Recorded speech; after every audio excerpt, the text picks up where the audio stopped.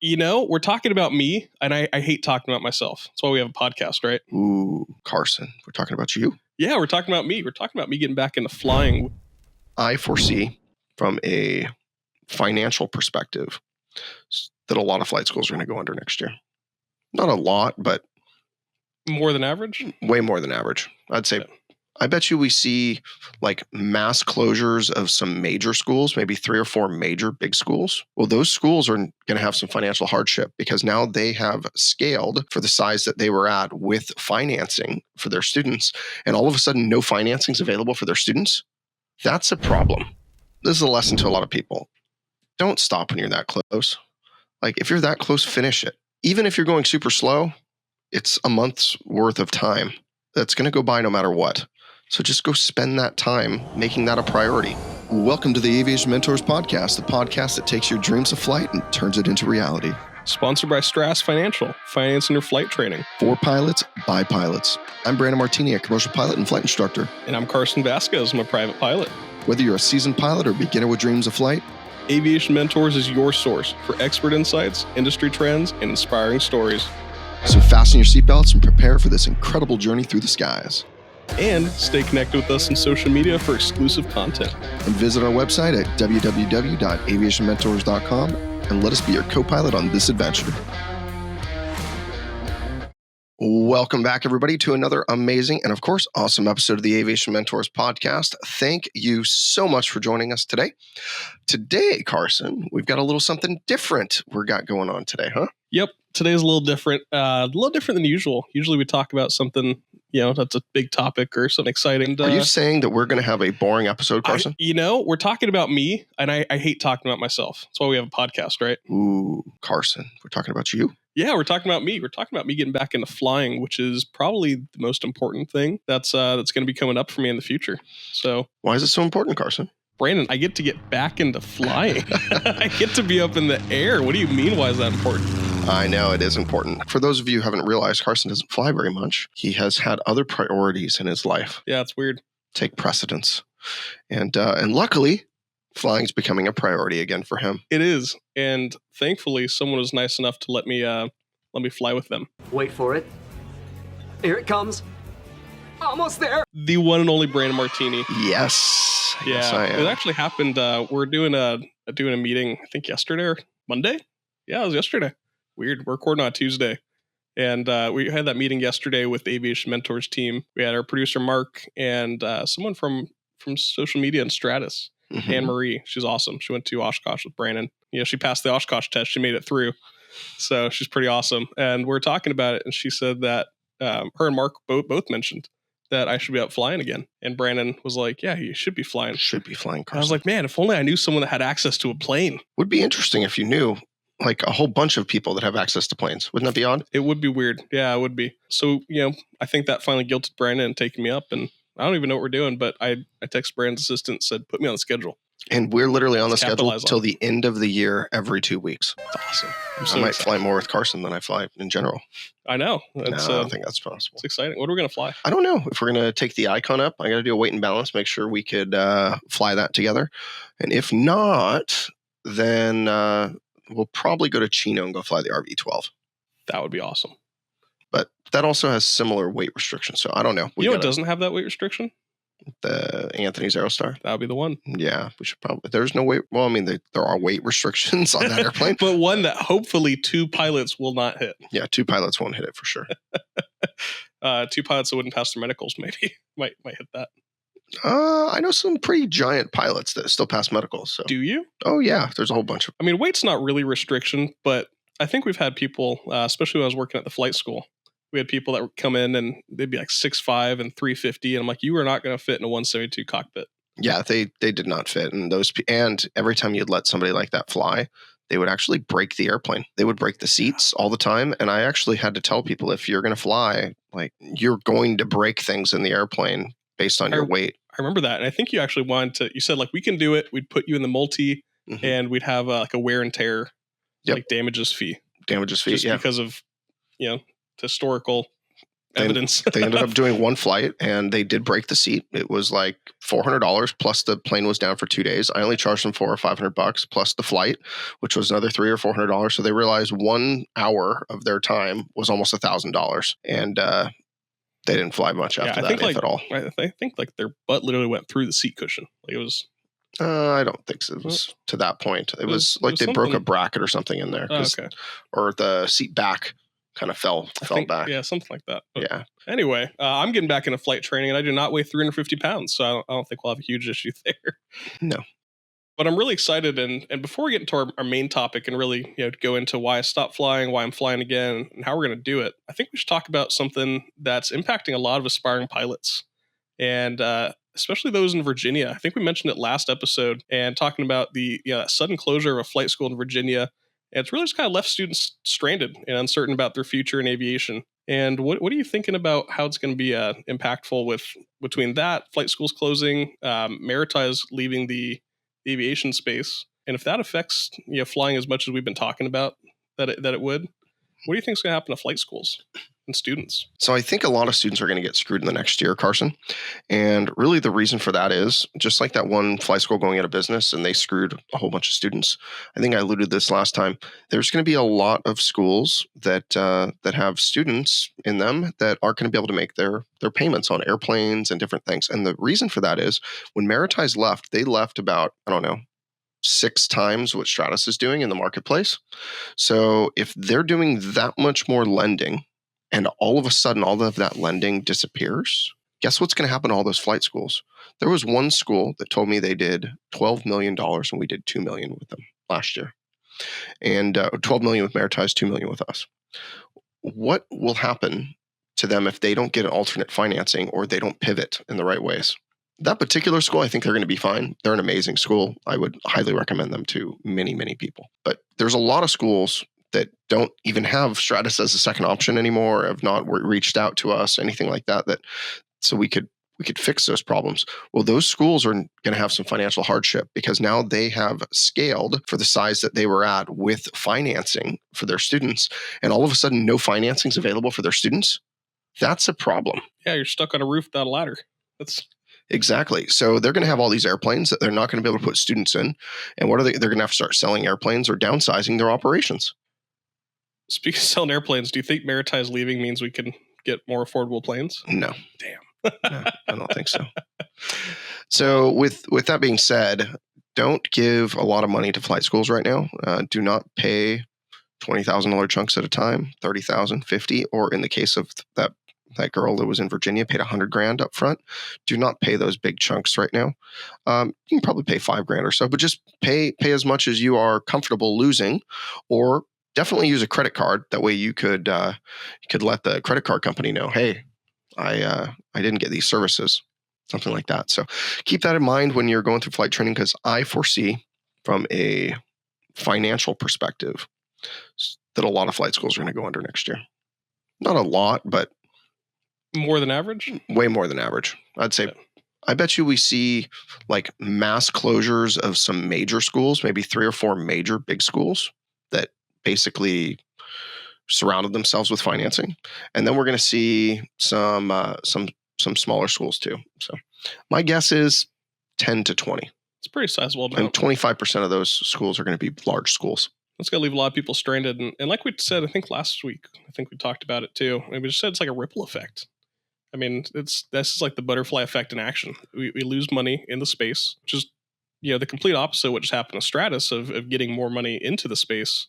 We're now losing money from aviation. So what's going to happen to everyone else? And, Brand and I keep talking about it. That's why we brought it up again today is, I think we've talked about almost every day of like how crazy this is and the impacts we're going to be facing. So yeah, I've talked to a whole bunch of schools, or not even just schools, but I've talked to different people in the industry, and they hear the perspective, like they're providers to flight schools. So they hear the perspective of flight schools, like everything is on the up and up, everything is hunky dory.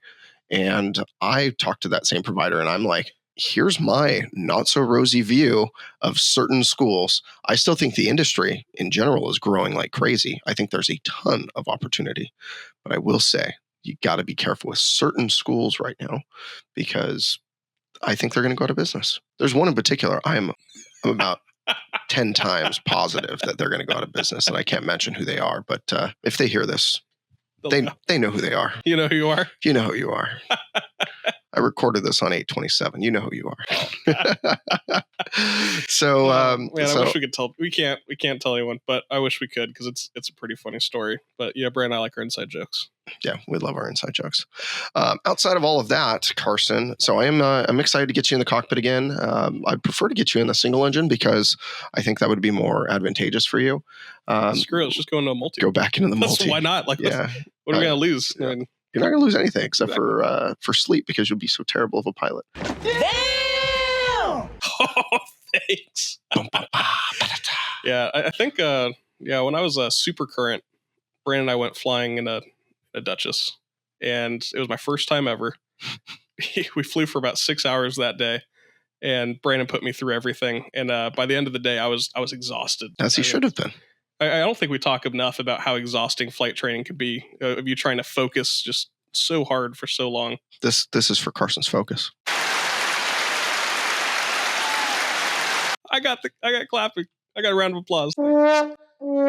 And that's the law of averages, folks. That is the law of averages. The clapping went longer than the other, by the way. Thanks, Brad. No problem. Make me feel so much better. You should. But anyway, I'm excited to get back in it, and I think we should go in a single engine. I do not think we should take the Icon. I'm leaning more towards the RV. Yeah, me too. You know what I need to do, I think? So, by the way, everyone's watching this on video. We're going to change up this landscape and get like a high desk with some chairs and stuff. I want to change it up so it's a little more, I don't know, it's a little different than our current setup that we've had for a year and a half. And then I'm going to take this background. And this is on the fly, Carson. I'm just watching this background right now, and I'm like... On the fly. I love it. Yeah, on the fly. I'm like, oh, Reno. I want that to be a little higher. But there's a different thing that I want. I want a screen right here. So we can like show stuff and point to it? I can show stuff and point to it. Yeah, if you guys haven't seen our YouTube yet, I think we're pretty funny. And Mark's done some great editing, great sound effects that make us sound even more interesting and more entertaining. Usually when I go to approve an episode, I listen through the whole thing and I'm like, oh, that sounds right. And I was locked in on the YouTube. I thought it was hilarious watching what Mark did with the two of us. There's only one thing funny about this, Carson. What? And it's your face. It is. Mark actually told me I need to fix my face. Did he really? Yeah, he's like, you need to make more faces because I guess I just stare into the camera or look at you or look around. He's like, you need to make more faces. Yeah, make more faces. Come on, Carson.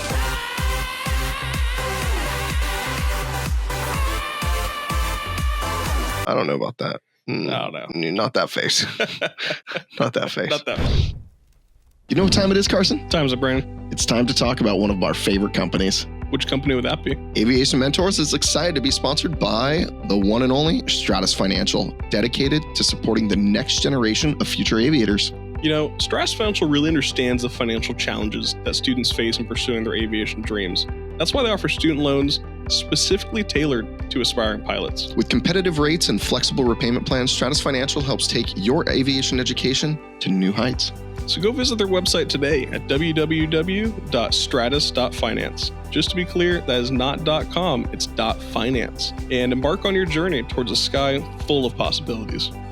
Carson, it's time to get back to what we do best. The show.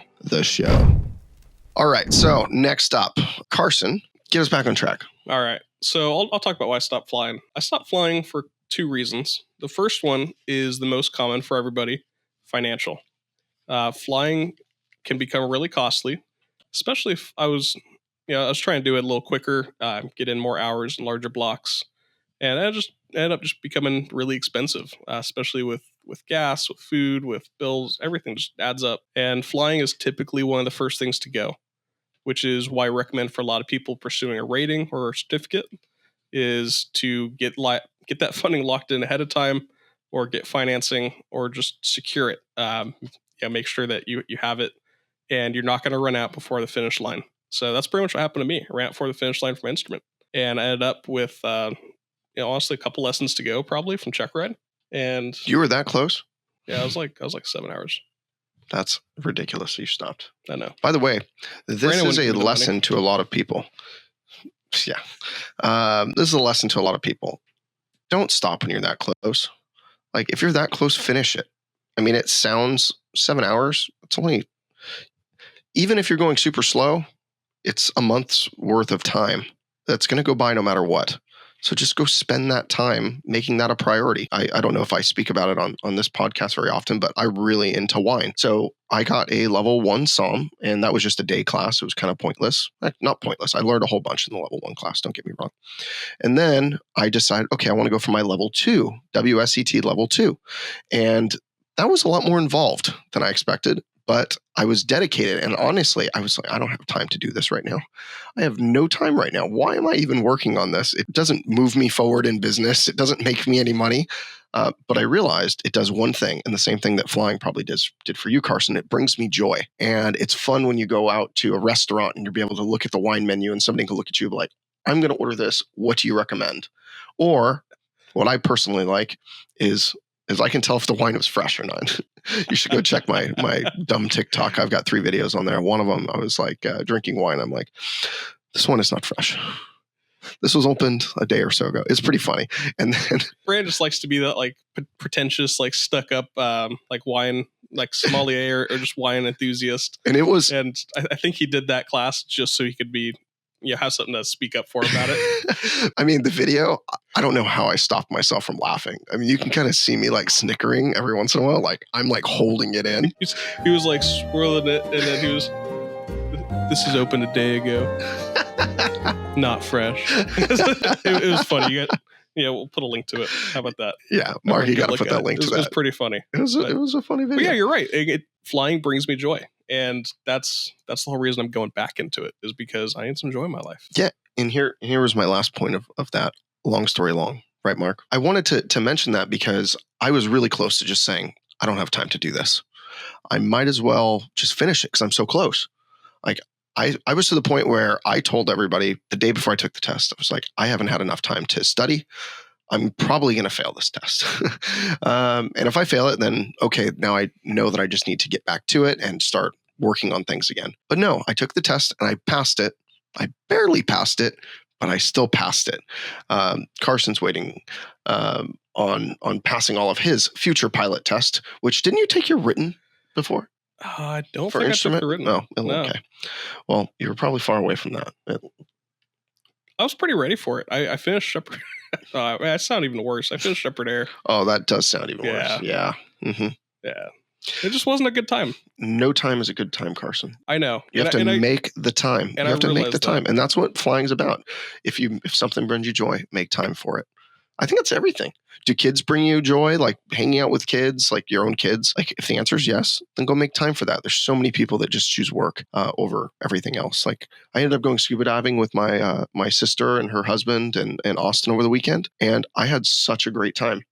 Like we were just in the water, carefree, having a great time. Brought the water scooter out and we were underwater. We got to see a giant sea bass. It was literally this big, huge. I was bigger than this. It was like between me and Carson. Big, weighed like 300 and something pounds, I think. Huge. Imagine swimming with a fish bigger than you. That's basically a shark at that point. That's a pretty big fish, dude. Oh, he got like this close to me. That's crazy. This close. It was a pretty cool fish. But that brings me a lot of joy. I'm loving the scuba diving stuff, and you got to make the time for your enjoyment. And this year, at the end of this year, I want to do 2 other things. And I don't know which one I'm going to prioritize because I have a lot of travel and a lot of business stuff I got to take care of. But I want to learn another language. I think I need to learn Spanish. I could practice it with Alon all the time. That's going to be no problem. Same thing with Gustavo. I can practice with both of them. And then I really want to learn to play guitar. Do you? You look like you play guitar. I know. You have that look to you. Yeah. I can't play guitar. No. Yeah, clearly. No, that's not how you do it. No. I have a guitar at home, by the way. I used to be pretty semi-decent at it. Oh, you know what, guys? We're going to make Carson prove that he knows how to play guitar on the Aviation Mentors podcast. Okay. Yeah. I think I'm going to bring my guitar. Okay. I'll bring mine. Perfect. We'll have a jam set. We'll be the Grateful Dead of aviation. Yeah. It's, we probably shouldn't do that. No, I don't think so. But I want to see Carson play, and we're going to record it for all of you. Okay. Perfect. That'll be on our TikTok. It's going to be on everything, Carson. Yeah. Did you guys know we have a TikTok? We do. We have a TikTok. The link is right below. But yeah, so I talked to Kathleen, who's Brand's assistant, and I said, I don't know when, but Brandon just told me that he is willing to start flying with me. So let's jump on this before he says no. and book it. So she started booking like 12 to 5 every 2 weeks. So. Yeah, she asked me, how long should I put on the calendar? I was like, just book a 5-hour window after 12 noon till the end of the day. That way we can be done at noon and we can just go fly at the end of the day. And if we need to like move that around or something, at least we've got a 5-hour block and nothing else is going to get booked post 5 o'clock. So even if we moved it and we started at 3 and like finished at 8, like we can still do that. Yeah. So I figured that we'd get like a solid 2 hours at least. Your brain's not going to be able to solid 2 hours at this point. By the way, after you don't fly for a while, your brain cannot comprehend anything typically after 0.7 to 1.2. I mean, even when you're training all the time, your brain cannot comprehend more than that. You're going to be overloaded and now you're task saturated. There's no bringing you on a cross country and you learn things again. Like I put you under the hood and you want to fly cross country. By the time we get to wherever we get to, you will be totally discombobulated. You'll be like, I don't even know how to read this plate anymore. Well, if it's been this long. Well, that's a great segue. What do you think my challenges are actually going to be? Like, what am I expecting? You should expect some major challenges. First thing, your big challenge is going to be you are not going to be able to kind of run the checklist effectively anymore. That'll be the first thing. And you think that's probably a simple thing. You're going to look at pre-flight checklist? Totally. All checklists. All checklists. You're not going to run them efficiently. You are going to walk around the airplane 5 to 7 times rather than once. So you're going to do that several times because you're going to be like, oh, I forgot to do this. I found it on the checklist. I'm going down the checklist. Oh, I didn't do that. Now it's on the other side.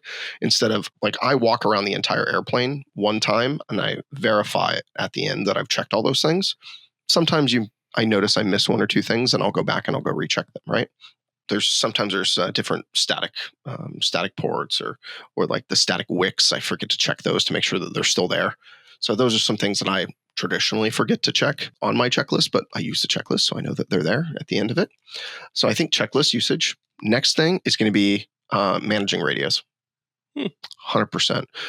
You used to be really good at radios. Yeah. And managing the radios and the task saturation with managing radios, writing stuff on your knee board, and flying the airplane is going to be overwhelming. You're going to have to allow me, or whoever you fly with, but since it's me, it's going to be me.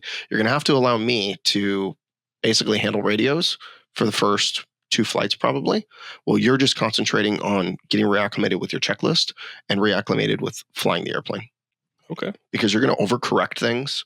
When you say, hey, turn to like 080 off of a, I don't know, whatever, 270 heading, whatever you are. You're just going to yank it? Or? You're not going to yank it, but you'll probably turn it fine, but you're going to overshoot it or undershoot it. There's going to be no more like I'm stopping turning right on the dot. Yeah. And I'm on to my exact heading. It's not going to happen. You're going to have to relearn kind of the feeling and it's going to be pretty difficult. What about my landings? How do you think my landings are going to go? Your first one's going to be... Is it going to be like a solo? My first one's... No. My first one's perfect. Second one sucks. No, your first one won't be perfect. Your second one won't be perfect, probably. So. And your third one will be trash again. That's a pretty typical... like you see it with students. You see it with people that do a lot of flight sim. I think we haven't talked about that in a while, but that's always pretty interesting. Yeah, I mean, I like what do you think about me doing simulator before a flight? Go over to next gen and go do some. Yeah. Okay. That's a good idea. So you think there's any chance, even a tiny slim chance, I'll just jump back in and be fine? There's a slim chance. I mean, it's a possibility. I'm expecting you to be way more rusty because it's been a year, I think, right? I think about, yeah. So, I mean, we'll turn this into, as long as we're not in the multi, we'll turn this into a BFR, of course. Yeah. Because you're going to be putting in enough training where it's going to qualify. And you're going to need all of that training anyway, so might as well just make it a BFR. So we won't make it a BFR, Carson. Sweet. So you'll be signed off for another 2 years. I'll be current. I'll work on super current. Yeah, you'll be current, not super current. I'm excited to be current again. And I'm excited to just have that freedom. It's the freedom we always talk about. It would just say like, this is the reason why we became a pilot, is to have that control and that freedom. And I'm excited for it. And Mark just made a good comment. Said we need a vlogging cam and we need to get a vlog of that. Well, Mark, I've got all the stuff that will allow us to record in the cockpit. So we'll do that. Fine. Yep. He has a special little cord that goes to the headset, gets all the audio. And I think those turn into great videos. I did that on a cross country one time. It was a fantastic video. We'll do it for sure. I'm down. Cool. I'm down. Let's make it happen. Cool. But anyway, long story long. There you go. You can't. You know what, Mark? We got to look into trademarking that. Does anybody own that? Yeah, I don't think anyone does because it's kind of a stupid saying, but let's do it. It's my saying, Carson. Piling it on. Anyway, long story long. Super excited to get back into flying, have more updates, and get some good content for you guys out of it. Should be a lot of fun. Brandon and I, we joke around a lot, but in a plane, we're actually really serious, and we're down to business for 99% of the time. Just wait. You're gonna like turn us into liars once we get in the airplane. We're gonna be like joking around the whole time. We joke around plenty, and don't get me wrong, we do take the flying part very serious, but our commentary on it is not serious. So yeah, that is true. But it'll be fun. Yeah, it'll be a good time. I'm really excited. But actually, you probably see a whole different side of me because I get pretty like into the flight. Like when I get into an airplane, especially when I'm by myself, I can just kind of lollygag and I do my own thing. Carson, you like that word, lollygag? Yeah, I've never heard you say lollygag. I've said it a whole bunch of times. Oh, that's awesome. I love that Mark can just cut clips out of anything and I can make Brandon say pretty much whatever. It's awesome. That's all you get for that thing. Before we wrap up, we'd love to hear from you, our listeners. Have any of you faced any similar struggles when returning to aviation? Maybe it's been a while since you've flown or you've had to refresh any of your skills. What advice would you give to Carson if you've gone through that, or anyone else who's in the same situation? Just share those stories with us. Comment below or above or to the side, wherever they're at on whatever screen you're looking at today. We'd really appreciate it. Yep, we're really interested in hearing how you handled it, what your thoughts are, and how you've gone through similar struggles. A lot of people have. I know I'm not the only one.